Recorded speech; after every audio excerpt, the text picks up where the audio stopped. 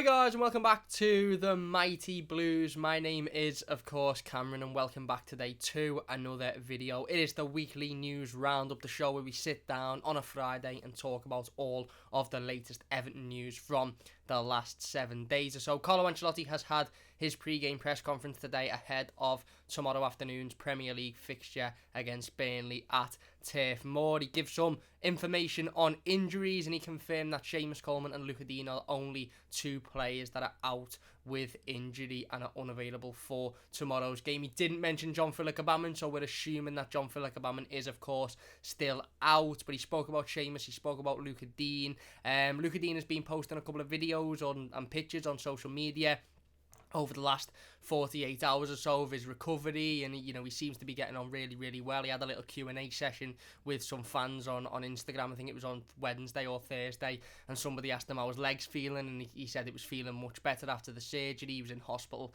at that point, and now he's out, and there's been a couple of videos and pictures that have been circling the internet and that he's been posting up of him, in Finch Farm in full Everton gear, getting himself ready, working on his fitness. His leg's still in a cast, but he's working on his strength and conditioning with the ropes on the arms and stuff like that. So absolutely fantastic, considering last week we were sitting here and we were obviously, Carlo Ancelotti had said that he was going to be out for around 2 to 3 months and we didn't know how long that recovery period would take. It's great to see Luca Dean is back in the gym and is wanting to keep his fitness up and is wanting to carry on sort of being at that level, even though he is still in a cast and he is still going to be unavailable for a couple of months.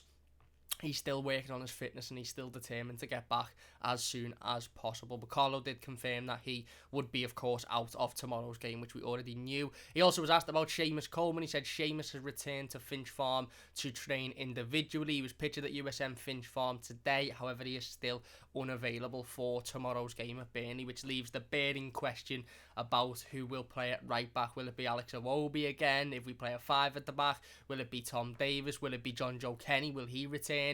We don't know, but Carlo did confirm that both fullbacks will be unavailable. He also said that it's quite a crisis for Everton at the moment in terms of the two fullbacks being out, and it's a situation that isn't ideal whatsoever. He complimented the quality of the squad and said we've got a lot of players, but he did say that we're not in a fantastic situation, considering our two main fullbacks are out injured. But positive news regarding Luca Dean, of course, after last week.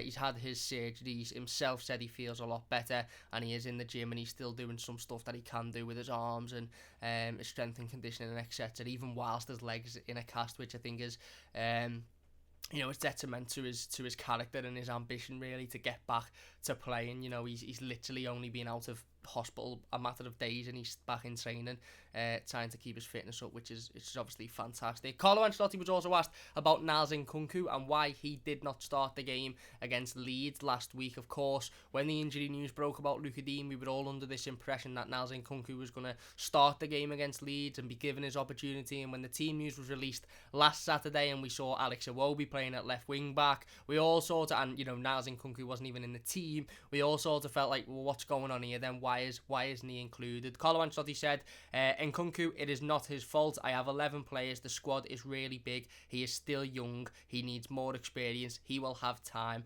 in the next game. Now, when I read this at first, when I heard Carlo Ancelotti say it, I thought, oh, this is the typical sort of, it's not his fault, he's playing well, he's just hasn't been given his chance yet, I've got a lot of quality players. But that last sentence really did make me my eyebrows sort of lift a little bit, and I thought, I'm saying he will have time in the next game. Is that him implying that he'll start tomorrow against Burnley? Is that him implying that he'll be at least, in the match day squad in the 18? Because that's something we noticed last week in the game against Leeds. Is it was very similar to the Anthony Gordon situation a few weeks back when Richarlison was suspended, and we all sort of felt like that was going to be the big breakthrough point for Anthony Gordon to not only get into the first team squad but be playing and starting games consistently. And for 2 out of 3 of those games, Anthony Gordon wasn't even in the first team squad. He was nowhere to be seen, and that sort of felt a little bit similar last week when we had a space open at left back. Luca Dean was out injured. We needed a left back to come in, and Niels Nkunku wasn't even available in the squad. So when I first Carlo talk about him and, the stuff about I've got 11 players and I've got a lot of quality, I thought I haven't really got much confidence that Niles Nkunku will be in the squad tomorrow, to be perfectly honest with you. But then he said he will have time tomorrow, and it made me sort of think, well, hang on, if he's saying he will have time in the next game, is that referring to tomorrow's game? Is that referring to the game next week? Is that referring to the busy Christmas period that we've got coming up? But it's positive. It's positive ultimately. Maybe Carlo Ancelotti's looked at this situation and thought, well, you know what, ideally I don't want to start Fabian Delph there because, okay, he can do a job, but going forward he's not going to bring anything whatsoever. Alex Iwobi isn't brilliant at left wing back. He's much better on the right hand side because he's not brilliant on the left hand side of the pitch in any position, in any formation. So maybe Carlo Ancelotti will now give Niles Nkunku his opportunity, and let's be honest, he deserved that opportunity. He really, really does. The Carabao Cup games that he's featured in already, he's played very, very well in. He's played in one Premier League game against Southampton when Luca Dean was suspended. Okay, we weren't brilliant, but I don't think much was to be put down to him, to be fair, individually. So I think he deserves his opportunity. He deserves the chance to go out there and show what he can do and show that he can be that replacement for Luca Dean if need be, because ultimately Luca Dean's going to be out for the next 2 or 3 months or so. He's going to be out for this entire Christmas period, and I really don't want to be going into games with Fabian Delph playing left back every single week in that Christmas period where we're playing the likes of City, Arsenal, Chelsea, because again, Fabian Delph would probably do you a job defensively, but he's not going to do much going forward whatsoever, and there's no guarantee that Niles Nkunku could do a lot going forward, but he's shown certainly in the Carabao Cup games that he's played in so far, he's got that attacking threat, he's got that attacking mindset, and he can get forward and he can create opportunities. So hopefully we do see more of Niles Nkunku. It was a positive comment by Carlo Ancelotti ultimately at the end of the day, and he's been pictured insane in today, as has Anthony Gordon as well. So hopefully we see a lot more of those two players. Marcel Brands, we spoke about Marcel Brands last week. We spoke about his contract situation and whether or not he would sign a new contract. The Athletic have reported this week that Marcel Brands' contract talks are likely to begin in January, and he is likely to sign a new Everton deal. And they said that this is normal for members of staff that are sort of higher up in the football club, as that contract talks don't usually start until the last couple of months of the contract before it expires. But the Athletic have said that Brands is likely to sign a new contract with Everton, and those talks should begin in the new year, which is very, very positive. I think Marcel Brands' time at Everton Football Club so far has been a success. Could it be better? Yes. Has there been maybe a couple of decisions that he's made that have been wrong? Yes, probably. But he's made an awful lot of right decisions as well. And obviously, we said on last Wednesday, Marcel Brands is a member of the board. If you go on the company's house website, which is the government website, which details the directors of pretty much every company that's registered there, as well as their office. Marcel Brands is, I think, number 2 registered on the list. He's just below Denise Barrett-Baxendale. He's above Bill Kenwright and Farhad Masheni. Now, that might mean much. That might just go on the last name on alphabetical order, but he's listed as a director of the club. So I think contract-wise, Marcel Brands was always going to stay at Everton Football Club unless he made that decision personally. So it's good to see that the club are obviously looking to start talks with Marcel in January. Speaking of Marcel Brands, he done a little interview with Dominic Calvert-Lewin through the week, and he was asked a question in this interview, and that question was, who is your favourite player at Everton Football Club? And he started it by saying, look, I can't choose a favourite player, I absolutely love every single player, but one player he did mention being very, very impressed with in terms of the development and how far he's came was Anthony Gordon. He spoke very, very positively about Anthony Gordon and said that he's going to be a player that will definitely be involved in the first team in the very, very near future. He said he's massively impressed with his development from an academy player, even since Marcel Brands has been at the football club, from a player playing in the under-23s all the way up to being in a full member of the first team squad, even if he hasn't been included in the last couple of weeks or so. And it really, really did sort of, again, it made me think all of the discussion about Anthony Gordon in the previous sort of few weeks or so. Even I've spoke about maybe him going out on loan. I think we spoke on Wednesday about, on Tuesday on the Toffee Blues. Me and Jordan spoke about whether Carlo Ancelotti favours Anthony Gordon and thinks he's good enough to be in this team. So it was really, really interesting to hear Marcel Brands say no, his development has been very, very good. I'm massively impressed with him. And out of all of the players, he didn't pick one to be his favourite, but he said he was very, very impressed with Anthony Gordon and the way that he's developed so far since, Marcel's been at the football club, which is, of course, very, very positive, not just for Anthony Gordon, but for also us as fans when we're talking about Anthony Gordon, and when ultimately we're questioning whether or not he's got a future at the football club. When you hear your director of football say, "Oh yeah, I'm massively impressed with him and how much he's developed," it's of course very, very positive. Everton released some more information regarding fans returning to Goodison Park. Obviously, we spoke last week about the government putting Liverpool City region in Tier 2, which means that we would be allowed 2,000 fans to return to Goodison Park. Everton had already said that they were going to do this and police this via a balloting scheme, but of course they released a little bit more information on this earlier on this week, with the first game being Chelsea at home next week. They said Everton have announced it will open a ballot for fans to apply for tickets for the Premier League match against Chelsea at Goodison Park on Saturday the 12th of December. The resignation period for eligible fans to enter the ballot will run from 5 p.m. GMT on Wednesday the 2nd of December to midnight on Friday. So if you're watching this now, you've literally got a few hours to get your registration in for the ballot. I think a lot of people originally, when Everton first come out and said that they were going to do a balloting system for season ticket holders and exclusive members, I think there was a slight confusion about whether everybody would just automatically be entered into that ballot unless you chose not to be, but you have to actually register to be entered in. So if you haven't registered and you're watching thinking, "Oh, I'm automatically in it," then you go to evertonfc.com, the information will be there, and you've got to register yourself to be, to basically have your name in the hat to potentially get pulled out to receive a ticket for the Chelsea game. So that will end at midnight tonight. All the 2,000 match tickets will be allocated via the balloting process. A minimum of 91% of tickets will be allocated to season ticket holders, and a maximum of 9% to seasonal hospitality members and players' families.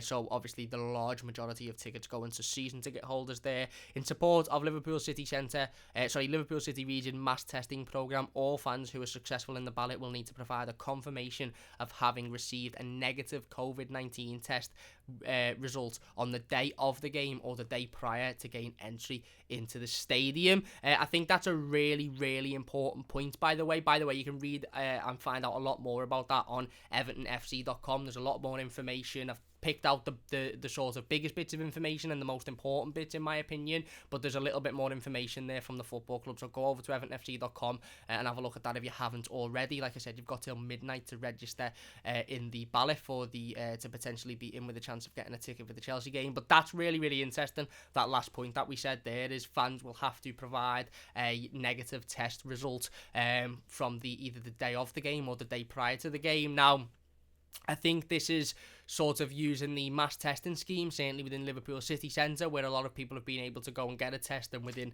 an hour of taking the test received their result. Practically what Everton is saying is if a game's on a Saturday afternoon at 3 o'clock, you have to be able to prove that between Friday at 3 o'clock and Saturday at 3 o'clock you've had a text from the NHS confirming that you've got a negative COVID test, not from the Thursday or the Wednesday or the Monday, from, like I said, within that 24-hour period.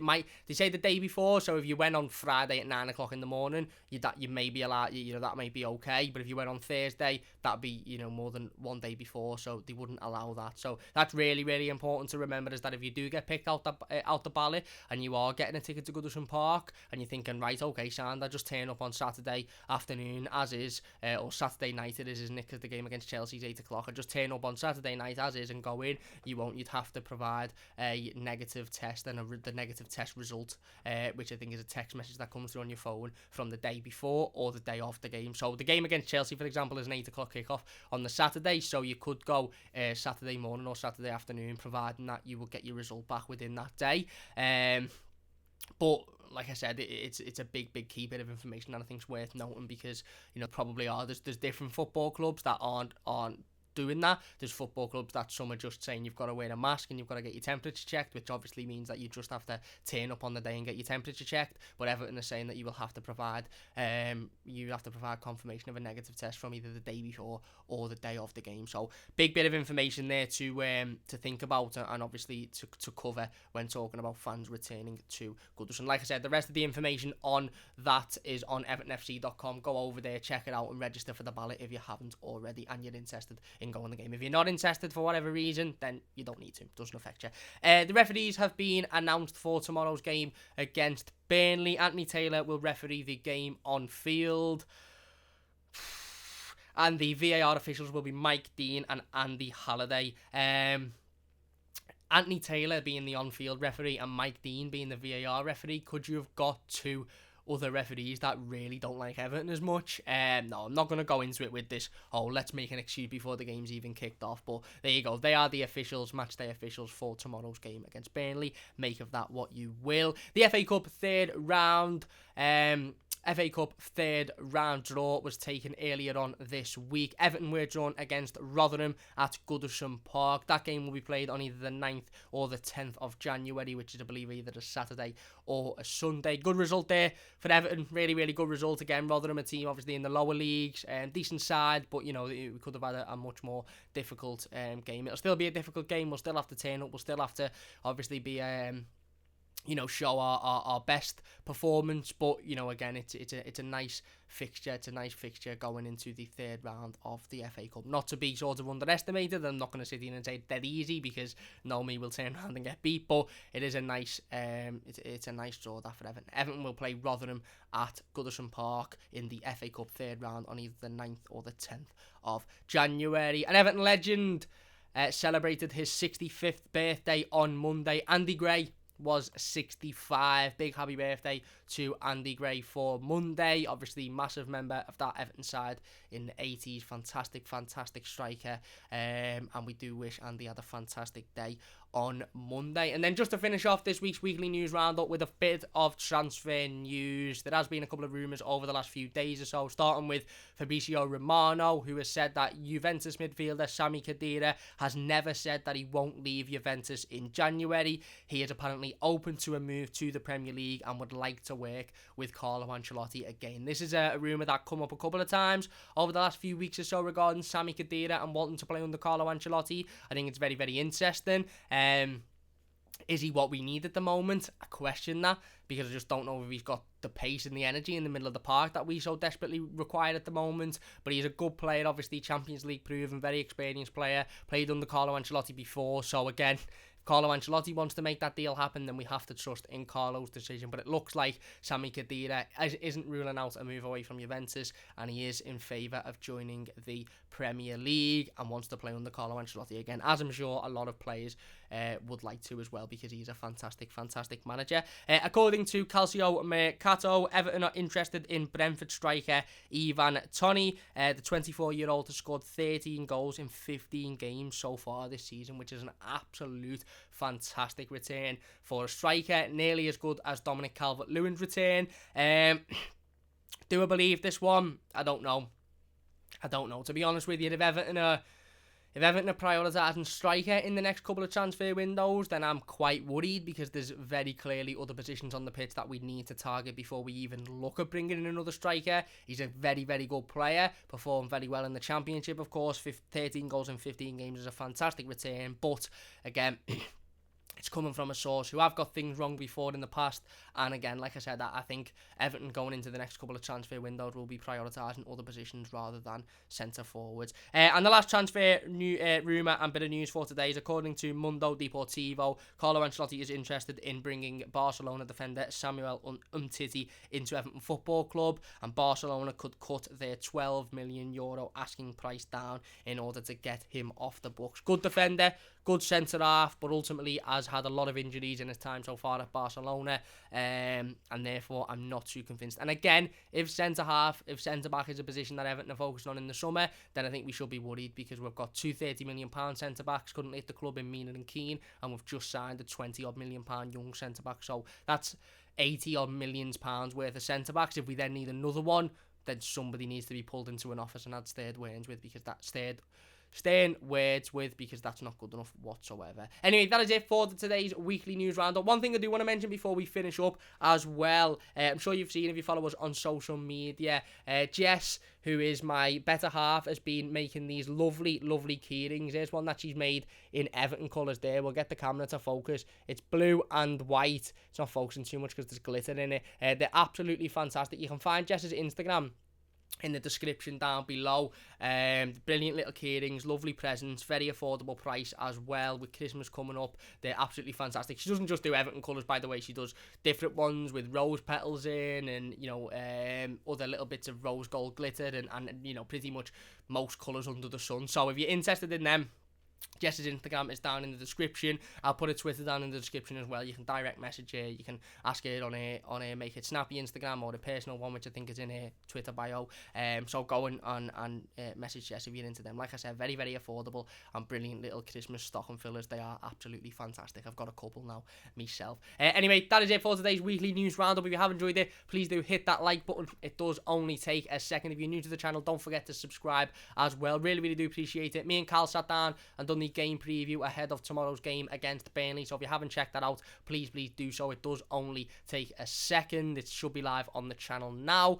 Big thanks for watching. Leave a like if you have enjoyed. Don't forget to subscribe if you're new as well. Massive game tomorrow. Gotta go out there, gotta get the 3 points, and let's hope that we do that. Come on, you Blues. Big thanks for watching, and we'll see you soon.